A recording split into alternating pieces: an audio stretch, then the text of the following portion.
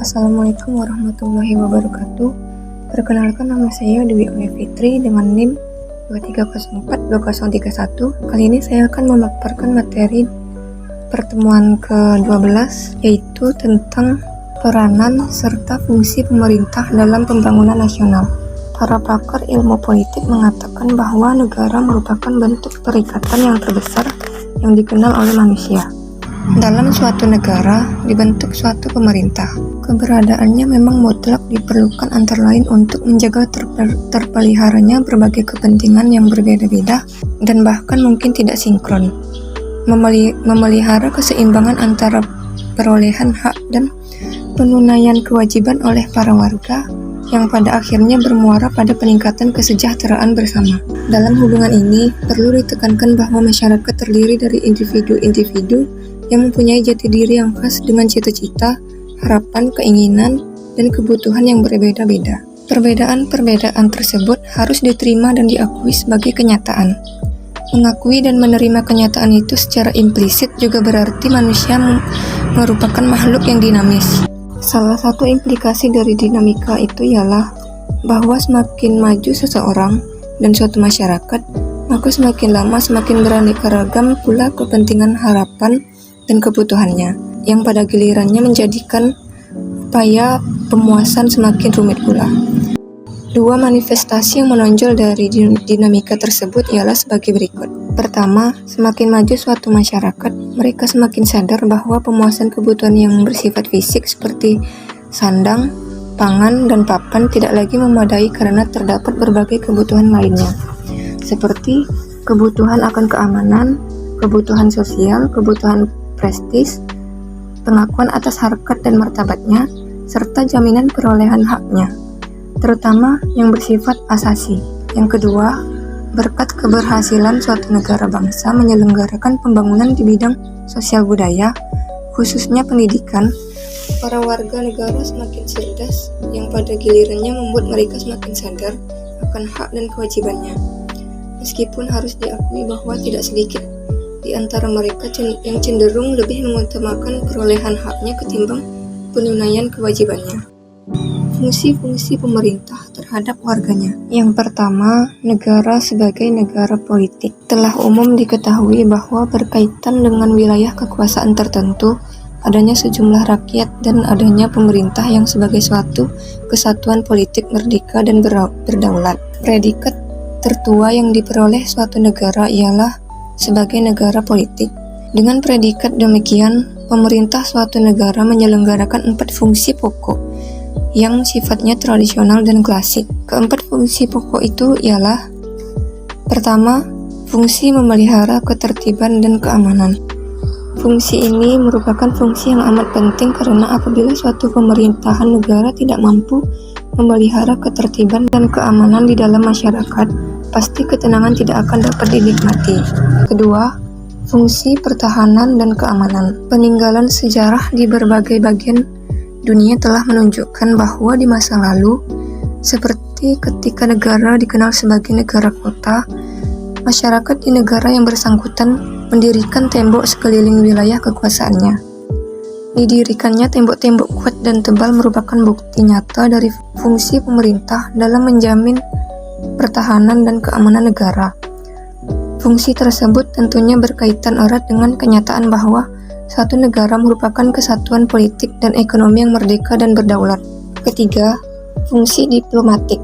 Setiap negara yang merdeka dan berdaulat memelihara hubungan diplomatik dengan negara-negara lain berdasarkan berbagai prinsip yang diakui secara internasional seperti kedudukan sama tinggi dan sama rendah, saling menghormati kedaulatan masing-masing, tidak mencampuri urusan dalam negeri negara lain. Keempat, fungsi perpajakan. Fungsi perpajakan sebagai salah satu fungsi pemerintahan negara politik, dan bahkan juga pemerintahan negara dengan predikat lain seperti timbul sangat dini dalam sejarah pertumbuhan negara. Tentunya sangat mudah untuk memahami mengapa fungsi ini timbul, yaitu bahwa pemerintah memerlukan dana untuk membiayai seluruh kegiatan pemerintahan yang memang perlu dilaksanakan. Negara sebagai negara hukum. Telah disinggung di muka bahwa sebagai konsekuensi dari dinamika masyarakat antara lain karena tingkat pendidikan yang semakin tinggi, para warga negara semakin sadar akan pentingnya perolehan haknya dan pentingnya penunaian kewajibannya kepada negara dan pemerintah. Sejarah telah mencatat dua hal penting yang menambah predikat negara, yaitu di samping sebagai negara politik, juga sebagai negara hukum, yaitu pertama, diciptakannya Magna Carta di Inggris yang kemudian dianut oleh semua negara demokratis di dunia.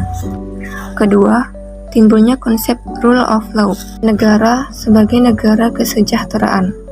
Sebagaimana halnya setiap organisasi, negara pun didirikan untuk mencapai tujuan-tujuan tertentu. Para pakar mengatakan bahwa tujuan dapat dikategorisasikan menjadi tujuan akhir dan tujuan antara yang dapat bersifat jangka panjang, jangka sedang, dan jangka pendek. Ciri-ciri tujuan akhir ialah pertama, bersifat idealistik. Kedua, jangkauan waktunya tidak terbatas. Yang ketiga, dinyatakan secara kualitatif.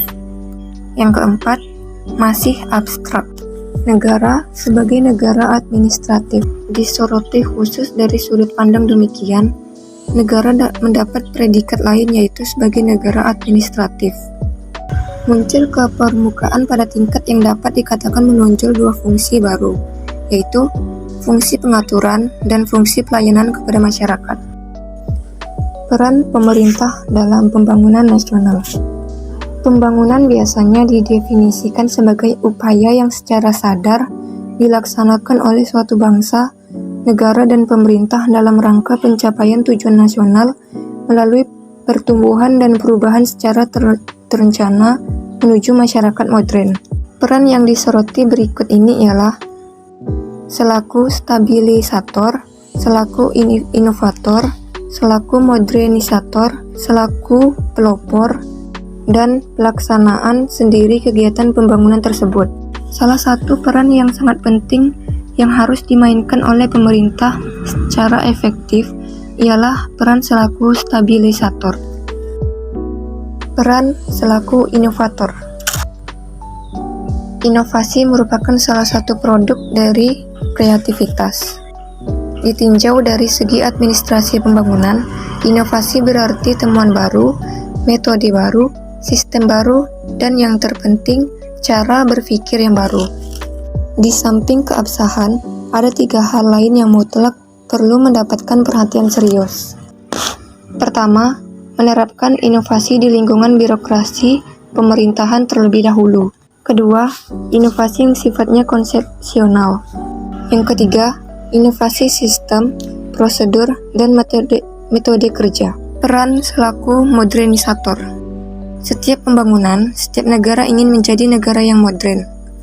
Berbagai implikasi pernyataan tersebut antara lain ialah kuat, mandiri, diperlukan sederajat oleh negara-negara lain.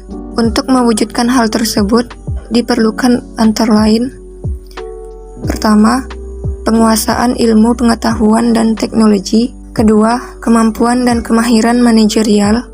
Ketiga, kemampuan mengolah kekayaan alam yang dimiliki sehingga memiliki nilai tambah yang tinggi. Keempat, sistem pendidikan nasional yang andal yang menghasilkan sumber daya manusia produktif. Kelima, landasan kehidupan politik yang kukuh dan demokratis. Keenam, memiliki visi yang jelas tentang masa depan yang diinginkan. Ketujuh, rakyat yang diberdayakan sehingga mampu mengambil keputusan yang rasional tentang nasibnya. Kedelapan, kesedihan mengambil risiko. Kesembilan, orientasi masa depan. Kesepuluh, bersedia menerima perubahan. Peran selaku pelopor. Jika di muka telah disinggung bahwa pemerintah harus terlebih dahulu menerapkan inovasi dalam tubuh pemerintahan itu sendiri, secara eksplisit pandangan itu juga berarti pemerintah harus memainkan peranan selaku pelopor dalam berbagai segi kehidupan bernegara. Dengan perkataan lain, selaku pelopor, aparatur pemerintah harus menjadi panutan bagi seluruh masyarakat.